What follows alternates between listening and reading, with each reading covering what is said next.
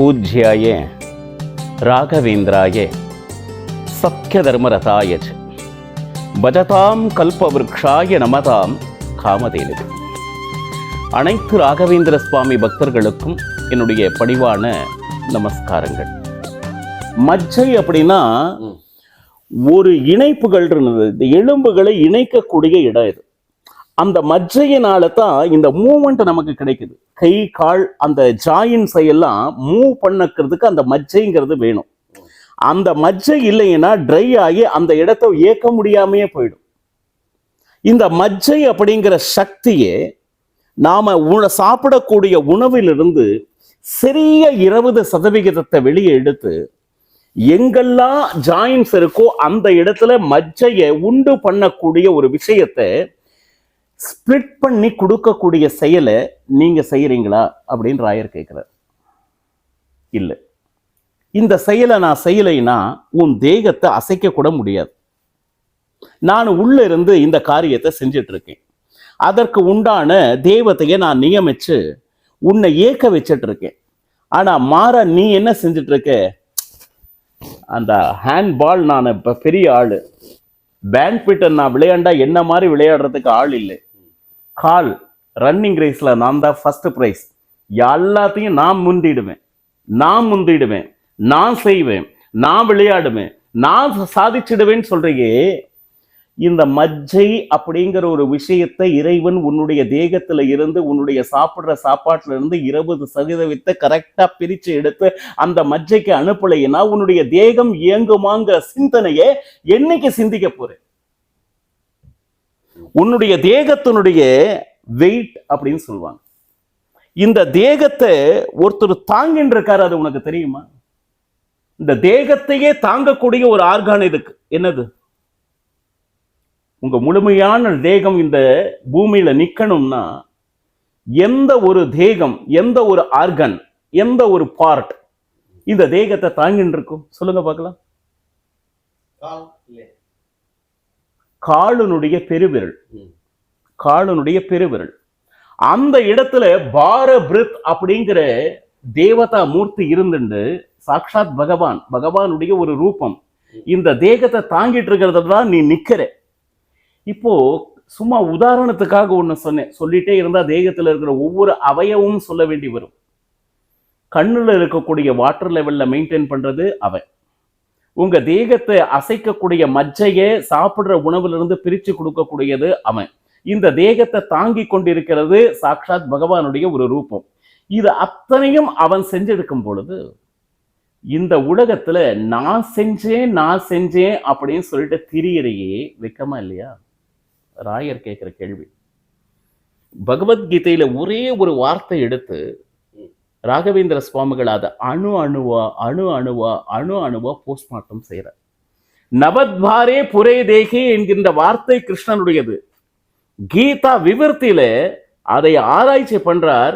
தேகத்துல இருக்கக்கூடிய அத்தனை சக்தியும் இறைவன் கொடுக்கும் பொழுது இந்த உலகத்துல நீ செய்யறது என்ன? ஒரு கேள்வி உங்ககிட்ட இருக்கலாம், அப்ப நான் என்னதான் சார் செய்யறது? எல்லாருமே இறைவன் செஞ்சிட்டா எனக்கு என்ன வேலை? உனக்கு பிரயத்தனம் மட்டுமே உன்னுடையது. மனசுல இந்த காரியத்தை செய்யணும் அப்படின்னு சொல்லிட்டு ஆசைப்படுறது நீ, அதைய இயக்குவது தேவதைகள். சிந்திக்கணும். நீயே வேலை செய்யல, ஆனா நீ வேலை செஞ்சேன்னு சொல்ற. அந்த வேலை செஞ்சதுனால கிடைச்சவனுடைய பலன் என்னுடையதுன்னு சொல்ற. வேலையே நீ செய்யல, வேலை செய்யறதுக்கு முன்ன அதுக்கப்புறம் கிடைச்சக்கூடிய பலன் மட்டும் என்னுடையதுன்னு இருமாத்துக் கொள்றியே. பலனிலும் உனக்கு எந்த விதமான சம்பந்தமும் இல்லை. அப்போ அனைத்து விஷயத்தையும் பகவான் நம்மளுடைய தேகத்தில் இருந்து கொண்டு செய்து கொண்டு, ஆனால் அனைத்தையும் தான் செய்ததாக இந்த உலகில் பிதற்றி கொண்டிருப்பவனை பார்த்து என்ன சொல்றது? சிரிக்கிறதா? அந்த அகங்காரம் மமகாரம் அப்படின்னு சொல்லிட்டு 2 விஷயத்தை வெளியே எடுத்தால் ஒழிய நிச்சயமாக இந்த ஆன்மீகம், இந்த பக்தி, இந்த குருவருள், இந்த திருவருள், இந்த மாதிரி விஷயத்துக்கு உள்ளே போக முடியாது. ஏன்னா அனைத்தும் அவனே என்னுள் இருந்து இயக்கி என் மூலமாக இந்த காரியத்தை செய்து கொண்டிருக்கிறார். அதனால் காரியத்திலே எனக்கு எந்த விதமான பொறுப்பும் இல்லை என்று சொல்லும் பொழுது அந்த காரியத்தின் மூலமாக கிடைக்கின்ற பலனிலும் எனக்கு பற்றற்று இருக்க வேண்டும். இப்போ 2 விஷயம், காமிய கர்மம், நிஷ்காம கர்மம். பகவத்கீதை சொல்றக்கூடிய 2 விஷயம். ஒன்றை உத்தேசித்து செய்யக்கூடியது காமிய கர்மம். நான் இதை செய்யறேன், நீ எனக்கு கொடு. தசரத மகாராஜா ஒரு யாகம் பண்ணார். எதுக்காக? புத்திர காமேஷ்டி யாகம். குழந்தை இல்லை, குழந்தை வேண்டும் என்கின்ற காரணத்தை மையப்படுத்தி செய்த யாகம்.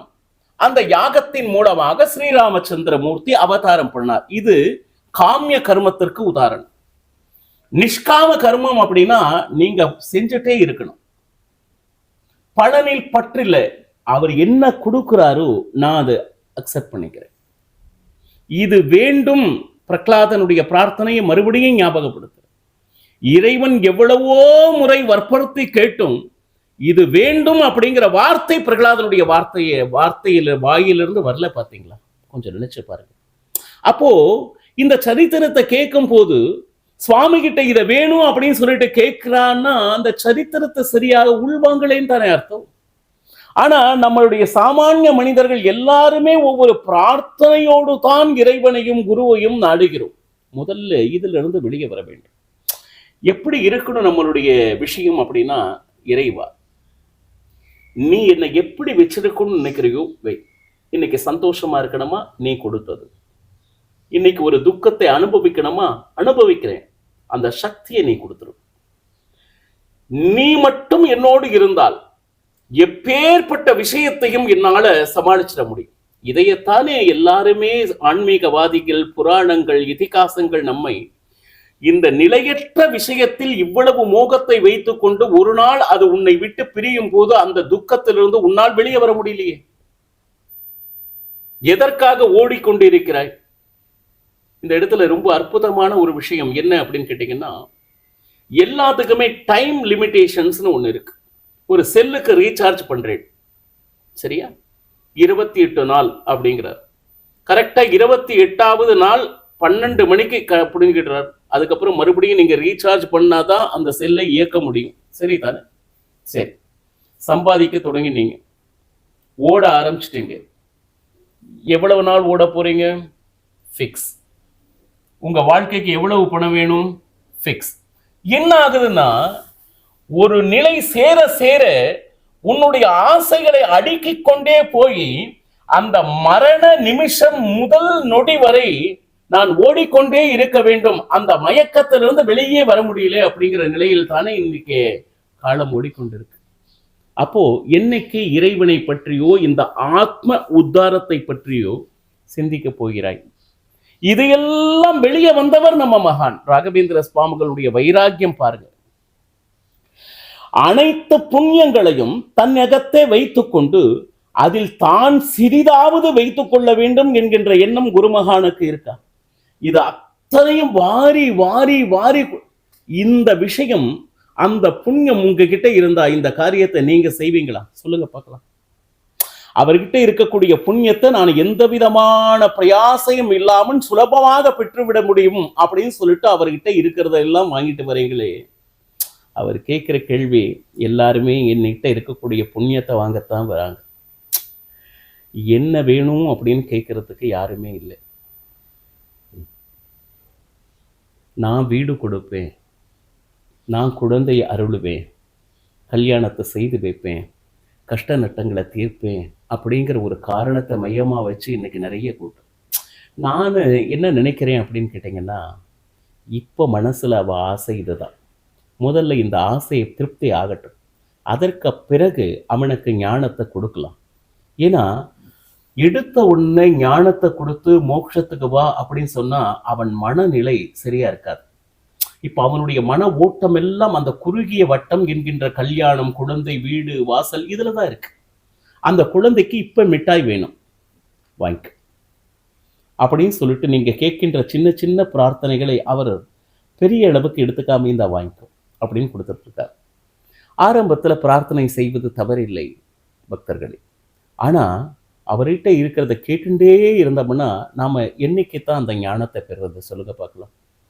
ஞானம், பக்தி, வைராக்கியம் அப்படின்னு ஒரு நிலை கடந்து இந்த உலகத்தில் இருக்கக்கூடிய நிலையாமையை உணர்ந்து எதற்காக வாழ்கிறோம் என்கின்ற விஷயத்தை சிந்தித்து அவரே கதி என்ற சரணாகதி அடைந்து அவர் கைப்பிடித்து வாயு தேவர் மூலம் இறைவனை அடைவதே நம்ம வாழ்வினுடைய நோக்கமாக இருக்கிறோம் இல்லையா? கம்ப்ளீட் அந்த சரணாகதி தத்துவம் அப்படிங்கிற ஒரு விஷயத்தை என்னைக்கு யாருக்கு கிடைக்கும்னு தெரியாது.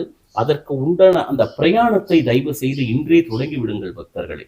நிச்சயமாக உங்கள் வெளிச்சம் வெகு தூரத்தில் இல்லை, மிக அருகில் இருக்கிறது. எப்பொழுது ராகவேந்திர சுவாமிகளை கைப்பிடித்தீர்களோ அன்றே உங்களுடைய வாழ்க்கையினுடைய ஒளி பிரகாசிக்க தொடங்கிவிட்டது.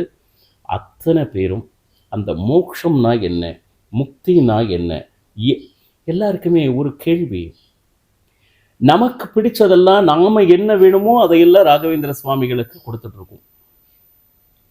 அது அவருக்கு பிடிக்குமா? எனக்கு பிடித்தவர் ராகவேந்திரன். அவருடைய வாழ்க்கை சரிதத்தை கேட்ட அத்தனை பேருமே இவ்வளவு பெரிய ஒரு தியாகத்தை இந்த மாதிரி எந்த மகானும் செய்ததில்லை என்று சிலாகிக்கின்றனர். ஒரே ஒரு கேள்வி, அவருக்கு பிடிச்ச மாதிரி நான் இருக்கேனா? என் வாழ்க்கை இருக்கா? என் செயல்பாடு இருக்கா?